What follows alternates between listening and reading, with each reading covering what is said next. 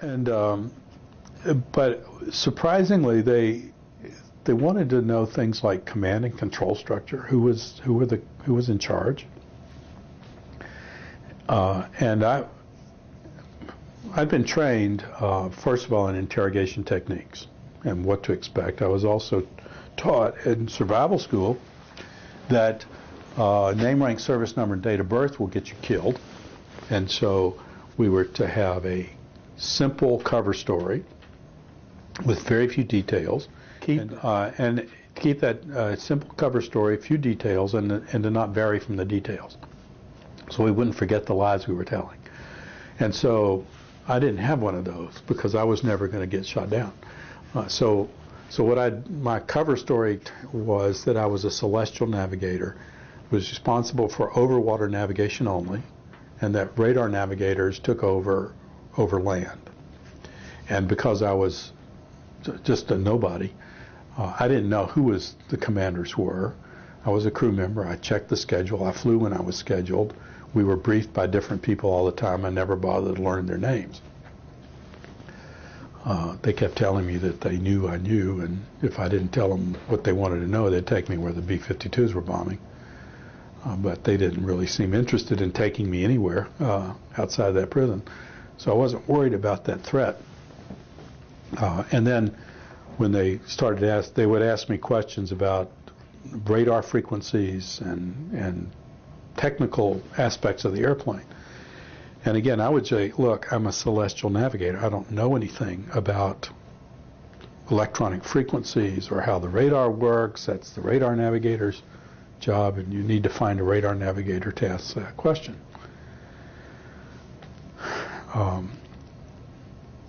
And so they would shake their heads and tell me they were going to punish me if I didn't answer questions, and I'd say, well, I'm telling you everything I know. How many interrogators were there in the room typically? There were two. There was sort of the good guy, bad guy pair. And I could see them below my blindfold because it wasn't tight around my nose. So I could look down by the bridge of my nose and I could see the table. I could see there were two people. I could also see that they had a book on the table with pictures of all the equipment in the B-52 and written in Vietnamese. And I thought, oh, great. This is not good. But I insisted that I was a celestial navigator and knew nothing about all that sort of stuff. And they asked questions about cameras. And I knew we had a camera in the tail of the airplane, a vertical camera that took pictures of the strike. And I'd say, well, sometimes the co-pilot brought a camera with him. No, in the tail of the airplane. I said, well, no. Why would there be a camera back there? I just acted as stupid as I could. What was your rank at the time? I was a captain, an 03. And I knew exactly what they were talking about. I was doing my best to not tell them. At one point, they were asking about nuclear weapons and nuclear armament. And I'd say, well, I'm not privy to that kind of information, and I don't know anything like that, but we didn't carry nuclear weapons. And they asked me about the one that got me beaten. They asked me about quail. Now, the B-52 had in our arsenal, we had a decoy missile that was codenamed Quail. And this missile had no warhead in it, but we could launch it out of the bomb bay, and it had little wings and had radar reflectors on it, and it would fly a programmed course that the navigator could put in, and from a ground radar, it looked as big as a B-52. And so they asked me if we had any quail on the airplane. And I was thinking, how do they know this stuff? So I said, no, I think the co-pilot had fried chicken, a gunner had roast beef, but I don't think anybody had any quail. And they said, no, in the bomb bay. I said, oh, well, no, because see, the Bombay's not heated and pressurized, and they would die back there. And that's when I didn't know there were two guards behind me with rifles, and one of them hit me on the side of the head with the butt of his rifle, knocked me clear over, off my feet and against the wall and down on the ground, and they pulled me back up and said, not bird quail, missile quail. I said, well, I don't know anything about missiles. I'm just a celestial navigator. I had no clue. Thought you were talking about our flight lunches. And that would keep up, and they would go away. And by then they caught this radar navigator bombardier off the second airplane, and they were asking him the same questions. And he would say, I've been operating this equipment so long, I don't remember the details. You need to find a young navigator fresh out of school, he can tell you. And so we get the same story about him taking us where the B-52s were bombing, but nobody seemed to be interested in going there. Did they beat you frequently? No, after the first night, they were over. The next day, they gave us the magenta and gray striped clown suit pajamas that were familiar at the time, and took us in front of a International Press Corps press conference to show us off.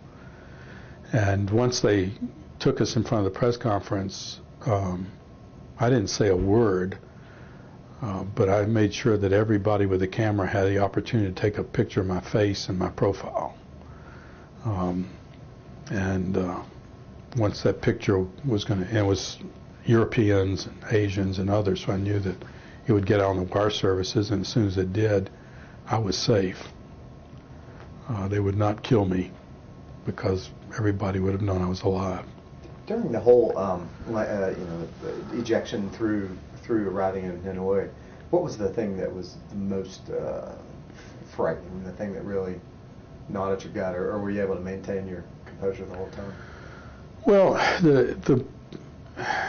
there was always concern that the folks on the ground would kill me. The militia protected me, and I was confident of that. The biggest concern I had during that sequence was we were moving by foot from the final village to where the trucks were going to pick us up, and we came around a curve, and I could see underneath the blindfold, and off to the right I saw a small clearing and a berm of dirt, and just as we approached that, the guard behind me,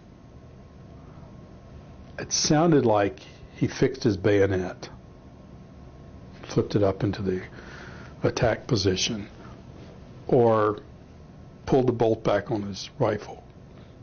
And I thought that they were going to shoot, they were going to kill me against the berm of dirt, and that was the end of it. We kept going.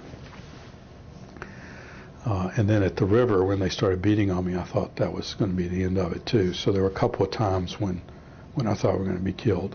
Once we drove through the gate of the prison, then I felt safe. And pretty confident that I would be able to withstand interrogation and whatever else was going to happen inside the prison. And did interrogation continue, or was it just the first few days? Well, it continued off and on for at least until the treaty was signed the end of January. And some propaganda stuff where they would take us out. That one time they took us out, made us get into flight suits, and took us down to their Army museum, and they took pictures of us looking at wreckage of airplanes and helmets of aviators and stuff like that. Did they ever try to make you make a statement? They tried to before that first news conference. They asked me if I wanted to write a letter home.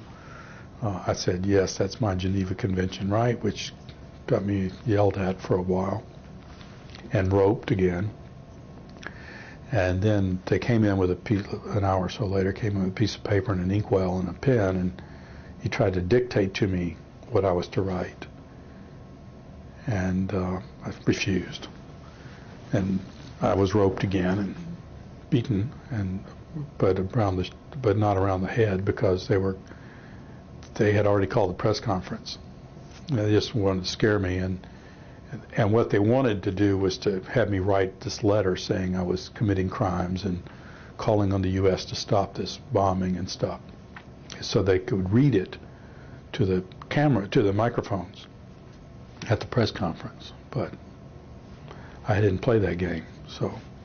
Going into the press conference, what were you told as far as your behavior goes? They didn't tell us much. They just hauled us in and led us to the microphones. You actually spoke? No. No, I didn't.